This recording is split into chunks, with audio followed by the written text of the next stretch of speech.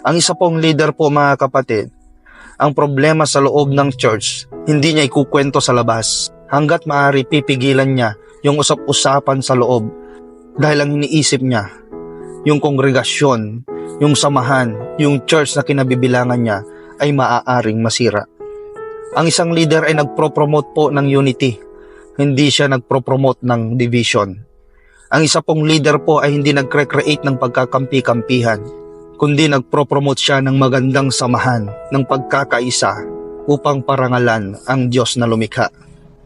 Ang isa pong leader po mga kapatid ay marunong lumuhod, marunong magpakumbaba.